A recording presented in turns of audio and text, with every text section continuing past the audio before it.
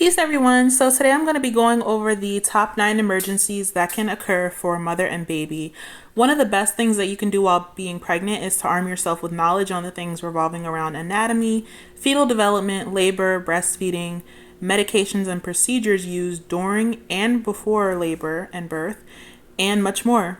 You definitely want to know about the possible emergencies that can happen during your labor and delivery ahead of time so you can be prepared and not have to add any extra stress if you may happen to experience any of these things.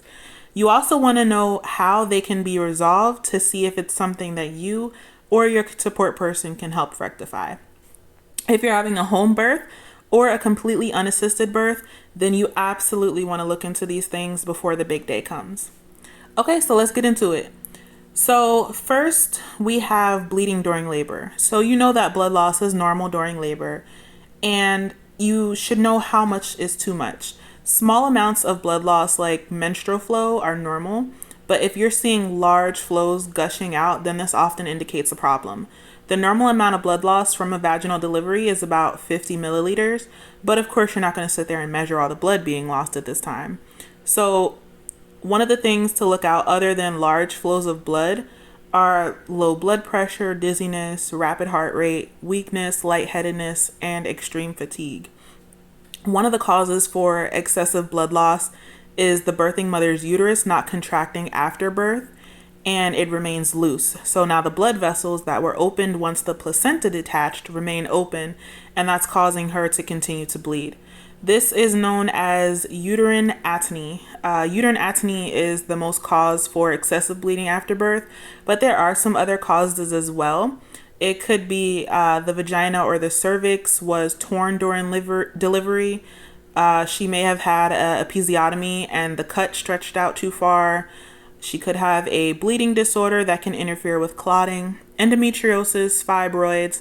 There could also be a piece of the placenta that may have broken off and is still inside of the womb.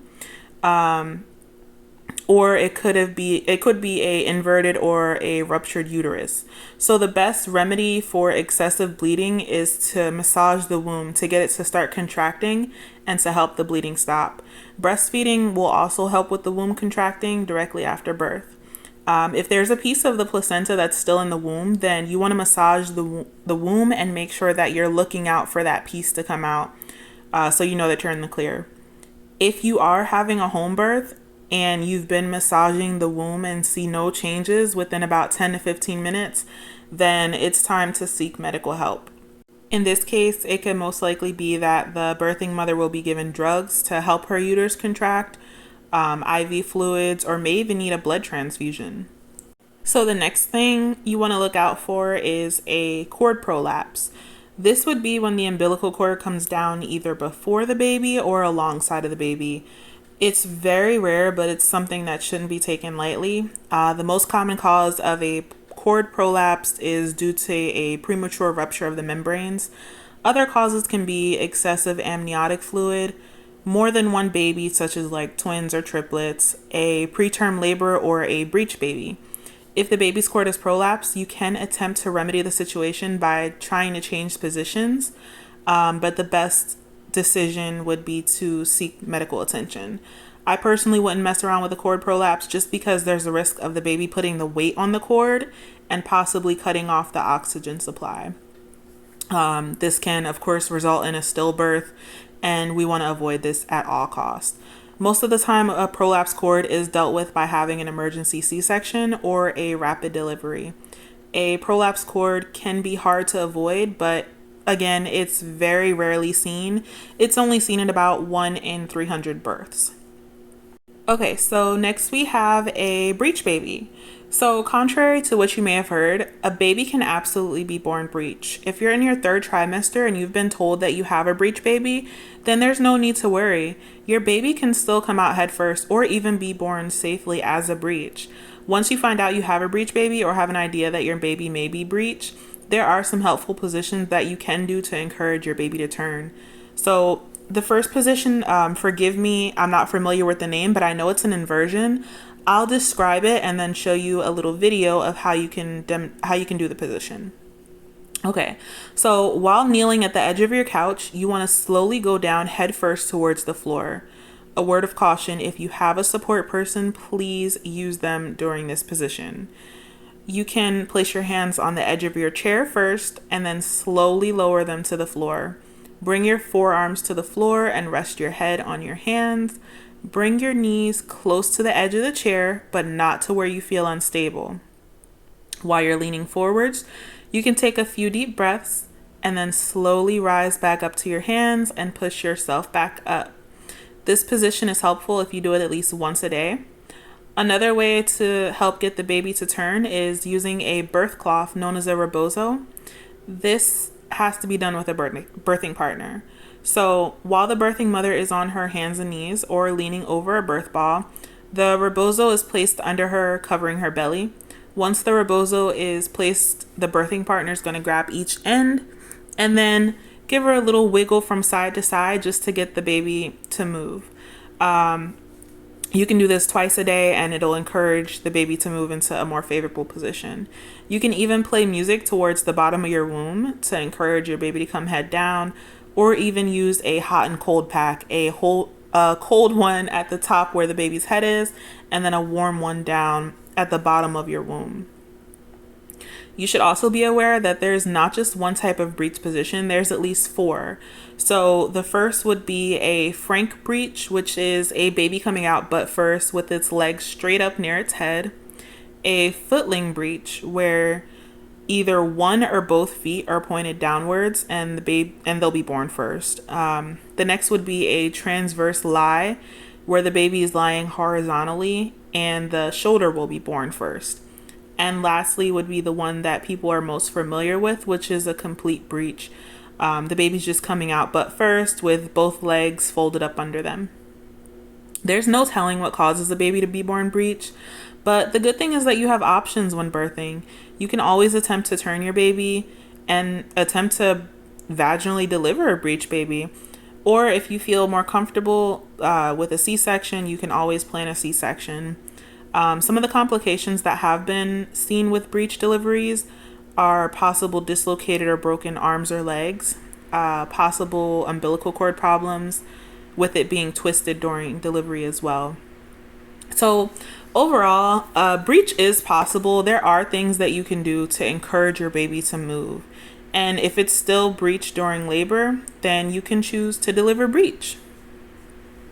Okay, so next we have a baby being born with the cord around its neck. I've seen so many films where there's a complete panic and the baby is being born with the cord around its neck, and it's completely unnecessary. I will say this, and I always say this, it's important to stay calm no matter what happens during labor and delivery. If you've done your research, then you should be ready to tackle any complication head on. You should know that if the baby has a good flow of blood in their cord and the baby is healthy, then it's impossible for the cord to knot or loop tight enough to completely stop the blood and oxygen flow. Again, do not panic. The cord will slip off during or just after birth naturally. Of course, you can always gently start to unwrap the cord from around the baby's neck as well if you're more comfortable with that. But the absolute worst thing that you could do is to panic. You also do not want to cut the cord. If you cut the cord while the baby is still being born, then your baby has no backup oxygen from your placenta. So again, just remember, the most important thing if you do come across the situation is to not panic. Next, we have a abruption of the placenta. This happens when the placenta separates from the uterine wall before delivery or during delivery, and it's a very serious complication. It is life-threatening not only to the baby but to the mother as well. Placenta eruption causes excessive bleeding, uterine spasms, pain, possible shock, and then the birthing mother can also feel sudden abdominal pain and back pain. It can also block or decrease the baby's oxygen supply. And right now, the cause of placenta abruption is still not fully known, but it can happen due to a fall or any type of car accident that you may have been in. It can also happen due to a rapid loss of amniotic fluid. So unfortunately, there is no way to prevent the abruption of the placenta, but if you may have happened to have fallen or been in any type of accident, just make sure that you do seek medical help, especially if you have like light bleeding or spotting or anything after those accidents. Next, we have placenta previa. This is when your placenta is fully or partially covering your cervix. With this condition, you'll typically start showing signs of it before 36 weeks, generally around or after 20 weeks. Definitely around the end of the second trimester and the beginning of the third trimester, you'll know if you have it. One of the most common symptoms of placenta previa is bright red vaginal bleeding. It's painless most of the time and it's reoccurrent. The cause of placenta previa is unknown, but there are certain risk factors, such as having previous C-sections, scars on the uterus from a previous surgery, and extreme drug usage, such as cocaine, or having placenta previa with a previous pregnancy. There's also no cure, but you can take care of yourself by not doing heavy activities. Don't put anything into your vagina at all. And ask your healthcare provider if it's safe to have sex, if you were looking into that, and also avoid pelvic exams. All right, next we have amniotic fluid embolism, also known as AFE. So this is when amniotic fluid is pumped into the mother's bloodstream. This condition is very, very rare, and it can occur right before labor, during labor, or after labor. AFE is very serious to the mother. It can lead to heart and lung failure. This can also cause excessive vaginal bleeding, or even through a C-section incision, you'll have a lot of bleeding coming out of that incision. AFE can happen suddenly and it's really unpredictable, but some of the symptoms to look out for are shortness of breath, difficulty breathing, a sudden drop in blood pressure, chills, agitation, confusion or anxiety, and of course excessive bleeding. With AFE, it's considered a medical emergency, and you should definitely seek medical assistance ASAP. The treatment for amniotic fluid embolism are immediate delivery of your baby. You may need multiple blood and platelet transfusions, a possible hysterectomy, and being placed on oxygen. Again, this is a very, very rare condition. It only affects about 1 out of every 40,000 pregnancies.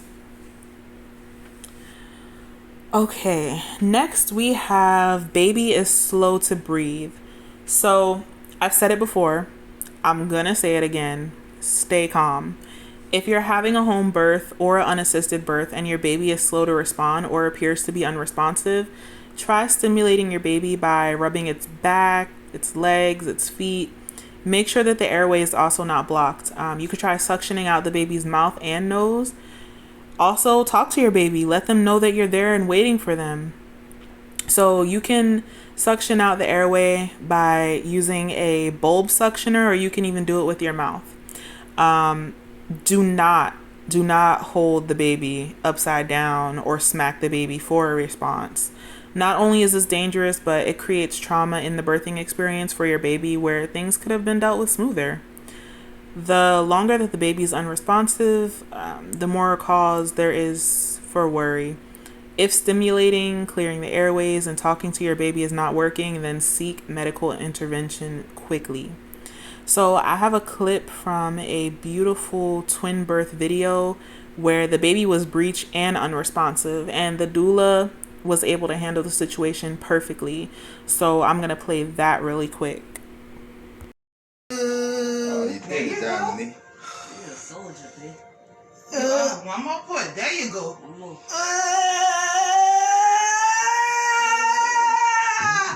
And we delivered a breech baby. Welcome home, big boy. Welcome home. Is he alive? Yeah, he's alive. Be cool. Where's my crack? Where's my crack? It's alright. Give me a cover, somebody. I tried to move. It's all right, baby. It's all right. It's all right. It's all right, little baby. Baby. Baby. Baby. Baby, baby, baby. Baby. Baby. Baby. Baby. Come on. There you go. Come here, baby. Come on. Come on, baby. Come on, baby. Come on, baby. Come on, baby. Baby. Come to mommy. Come to mommy. There you go. Come to mommy. Come on. Come on, Dada. Come on, baby. Baby. Give me that tea. It's all right, baby. Baby. Come here, baby. There you go. There you go. Come on, give me that towel. Give me the towel. Give me the towel. Let me bring life in this. Give me the towel. Wipe his nose. Wipe his nose. There we go. There you go. Yeah, Dada. Let me wipe your system. There you go. You scared the shit out of us, man. You scared us, man. Oh, baby. Go on, mommy, baby. Go on, mommy. Go on, mommy. Hey, boy. Oh. That cord hurting me. It's okay. It's gonna hurt. Baby. Hey, baby. I love that video, y'all. Like that video is so powerful. If you ever want to watch that full video, that is courtesy of Crystal Alkaline Doula. Go and look up her YouTube page. I'll also put a link for the video in the description for this video. It's a beautiful, beautiful birth. Her sister didn't even know she was having twins until she was actually delivering the baby. But back on topic. All right. So next we have a prolonged birth. Labor can take a long time. It's a delicate process and it shouldn't be rushed. But if you've been in labor for at least 20 hours and are seeing no signs of progression, you should start to seek a medical attention. To avoid unnecessary medical interventions, you should start doing different movements and positions once labor begins. This will help assist the baby in dropping down into your cervix. Doing walking, squats, birth ball circles, curb walking, climbing stairs. These are all great things to be doing to help your labor progress. So that's all I have for the top 9 emergencies during labor and birth. I know that was a lot of information, but being informed is really important, especially if it's on something that can affect you or your baby. Again, there's plenty of things to do research on during pregnancy, but I hope this video helped to shed light on some things that you may have wondered about or even heard about. And until next time, peace.